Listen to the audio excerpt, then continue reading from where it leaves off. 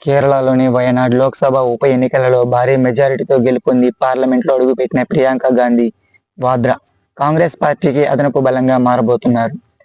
గాంధీ నెహ్రూ కుటుంబ వారసత్వంతో పాటు ఇందిరాగాంధీ ఆహార్యంతో భవిష్యత్ భారత రాజకీయాలపై ఆమె చూపబోయే ప్రభావంపై సర్వత్రా ఆసక్తి నెలకొలింది.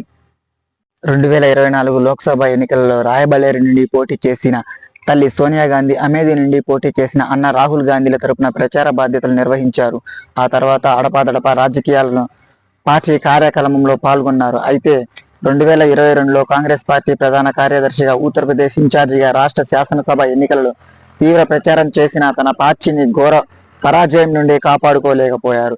కానీ 2022లో జరిగిన హిమాచల్ ప్రదేశ్ శాసనసభ ఎన్నికలలో అన్ని తానే అధికార బీజేపీని ఓడించటానికి దోహదపడింది. ఈ విజయం తర్వాత జరిగిన కర్ణాటక, తెలంగాణ రాష్ట్ర శాసనసభ ఎన్నికలలో కూడా కాంగ్రెస్ గెలవడానికి స్ఫూర్తినిచ్చింది. 18వ లోక్సభ ఎన్నికల ప్రచారం సందర్భంగా కాంగ్రెస్ పార్టీకి ఓటు వేస్తే మహిళల మెడలో మంగళసూత్రాలను మాయం చేస్తారనే మోదీ విమర్శకులకు ధీటుగా స్పందించారు ఆమె. ఈ దేశ ప్రజల కోసం నా తల్లి సోనియా గాంధీ తన మంగళసూత్రాన్ని త్యాగం చేసిందని మోదీ విమర్శకులను తిప్పికొట్టి తీరు ఓటర్లను ఆకర్షించినట్లయింది. మరి 4 లక్షల మెజారిటీని ఓట్లు కట్టబెట్టారంటే మామూలు సంగతి కాదు. లోక్సభ ఎన్నికలలో విపక్షం నుండి ప్రభుత్వంపై బలమైన విమర్శకులతో విరుచుకుపడే సుప్రియా సూలే, మహుషా మోయిత్రాకి తోడుగా ప్రియాంక గాంధీ చేరటం విపక్ష ఇండియా కూటమికి రాజకీయంగా కలిసి వచ్చే అంశమే.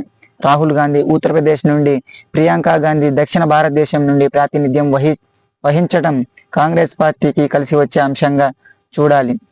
ఇంతకుముందు దక్షిణాదికి చెందిన తెలంగాణలోని మెదక్ నుండి ఇందిరాగాంధీ, కర్ణాటకలోని బళ్ళారి నుండి సోనియా గాంధీ ప్రాతినిధ్యం వహించిన సంగతి మనందరికీ తెలిసినదే.